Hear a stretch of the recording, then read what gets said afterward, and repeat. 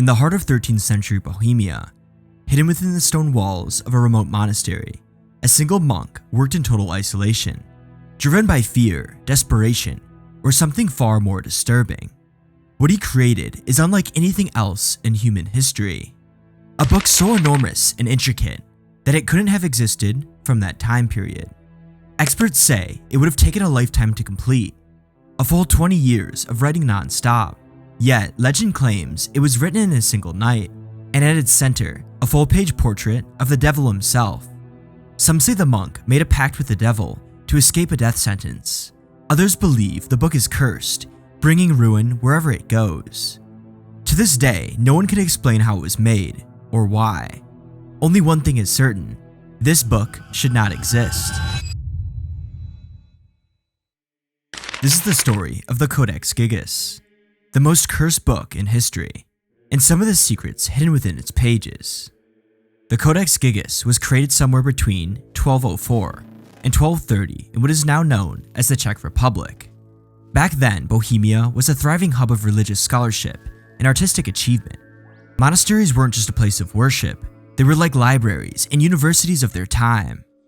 Monks spent their lives painstakingly copying sacred texts by hand, letter by letter, preserving history through ink and patience.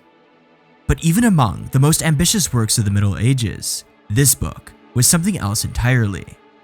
The first known owner of the Codex Gigas was the Poladice Monastery, a modest, poorly funded Benedictine outpost in western Bohemia, a humble place with humble means. And that's where the mystery truly begins, because what they supposedly created should have been impossible. A manuscript of this scale, this craftsmanship, this cost, produced by a monastery barely able to sustain itself. It doesn't add up. And at the center of it all was a monk named Herman. We don't know exactly what he did, but whatever his crime, it was serious enough to warrant the harshest punishment imaginable. The monks of his order sentenced him to be walled up alive, sealed inside a room with no doors, no windows, and no hope of survival. A slow, silent death. But Herman wasn't ready to die. Desperate to avoid this gruesome fate, Herman made a bold proposal. He promised that in just one night, he would create a book containing all of human knowledge. A book so magnificent that it would bring eternal fame and glory to the monastery. The monks agreed, almost certainly expecting him to fail. And fail he did. As the night wore on, Herman wrote furiously, page after page. But as the clock neared midnight, the truth sank in. He would never finish it on time. And so, in a moment of terror and desperation, he made a decision that would damn him for eternity. He called upon the devil, and the devil answered. The story goes that Lucifer offered Herman a deal. The book would be completed by dawn, perfectly and entirely, but in return, Herman would belong to him. Facing a terrible death, Herman agreed. By morning, the book was done. A flawless masterpiece. No errors, no hesitation, just one impossible volume, completed in a single night.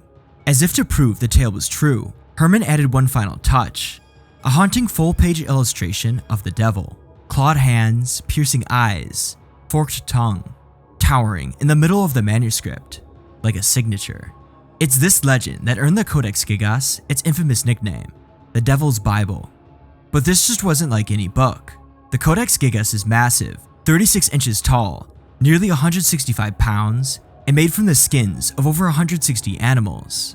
Its 310 vellum leaves contain the entire Bible, ancient histories, medical texts, incarnations, and exorcisms, all illuminated in vivid reds, deep blues, brilliant golds, deep greens, pigments that were rare and expensive, the kind that was only available to the royal elites. But it wasn't just the size that defined logic. When scholars examined the text, they found something disturbing. Every single page was written by the same hand, no variations in pressure, no changes in style, no fading or faltering in the ink, no signs of fatigue. But that should have been impossible. Even working non-stop, every single day, it would have taken at least 20 years to finish. That's an entire lifetime devoted to a single book, without a single mistake. Modern scholars are quick to dismiss the story, but there is one small detail easily overlooked that keeps the myth alive. The scribe left a name, Hermanus Inclusius. Hermanus, Latin for Herman, Inclusius, meaning the enclosed one, or the imprisoned. Was this the same monk who defied death and sold his soul? or just a recluse lost to time. And the legends don't stop there. Some say a thief once tried to steal the codex, only to be struck dead by lightning before he could escape. Others believe the book holds supernatural power. During the Black Death, monks allegedly used it in exorcisms, claiming it could drive out demons and even protect the faithful from the plague. But that raises the question, what exactly is inside this enormous book? At its heart lies the full Latin Bible, both Old and New Testaments, meticulously handwritten across hundreds of massive pages. That alone would make it an incredible achievement, but the Codex doesn't stop at scripture. Bound alongside the holy texts are writings of Flavius Josephus, a Jewish historian from the 1st century. His accounts offer rare insights into ancient Judaism and the roots of early Christianity.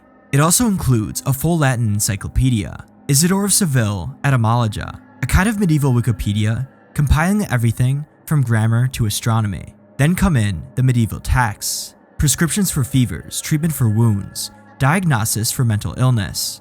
Some were based on genuine science, while others were more out there. And then the line between religion and the occult begins to blur, because buried within the sacred tome, between passages of the Bible and classical theory, are spells, real spells, incarnations to cure sickness, charms to ward off evil, prayers for protection against plagues, ghosts, and madness, exorcisms to cast out demons. Some are drawn from Christian tradition, others from older Jewish mysticism, stitched together in a strange fusion of faith and folklore. And at the very center of it all, the devil. Even Emperor Rudolph II of the Holy Roman Empire, a known obsessive of alchemy and the occult, became fixated on the Codex. He had to possess it, and he did. But Rudolph was only one in a long line. Over the centuries, the Codex Gigas would pass through the hands of kings, emperors, warriors, and thieves. Some wanted its wisdom, others its power, but all were drawn to it, like something was pulling them in. But the Codex Gigas hides one last secret, a secret that baffled historians for generations. Originally, it contained 320 pages. Today, only 308 remain, which means 12 pages are missing, torn out, removed, erased from history. No one knows when, no one knows why, and no one knows what was on them. Some believe the missing pages contain forbidden knowledge, something so dangerous, so corrupting, that someone somewhere in history made sure it would never be read again. Others argue a simpler explanation, that the pages were lost or damaged as the Codex passed from monastery to monastery, seized by emperors, looted by invaders, and nearly destroyed by time itself.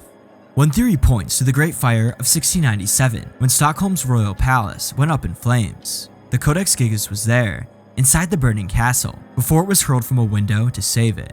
Could the missing pages been lost in that inferno? But if that were true, wouldn't there be a record? The book survived almost completely intact. Why only those 12 pages? A far more unsettling theory suggests that they were deliberately removed. Many scholars argue that they once contained the rule of Saint Benedict, the strict code of conduct that guided monastic life. That would make sense given the Codex's long residence in Benedictine monasteries.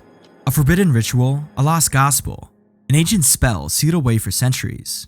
Throughout history, rumors have whispered that the Codex Gigas holds occult knowledge, magical formulas, demonic pacts, secrets never meant for mortal eyes. If those pages truly contain something unholy, then perhaps their removal wasn't an accident, but an act of protection, or maybe an act of fear. Whatever the truth may be, one thing is certain: the pages are gone, and with them, a piece of the Devil's Bible may be lost forever. In recent years, experts have taken a closer look at the Codex Gigas, and what they discovered is just as fascinating as the myths. Modern analysis confirmed what legend had long suggested. The handwriting throughout the Codex Gigas is perfectly uniform.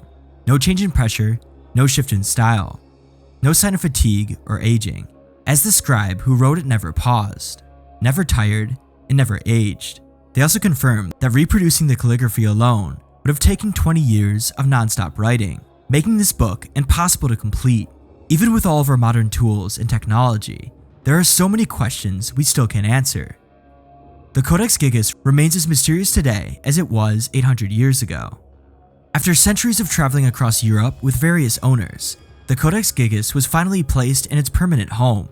On New Year's Day, 1878, it was officially transferred to Sweden's National Library, as it remains today as one of the most mysterious and carefully preserved medieval manuscripts in the entire world.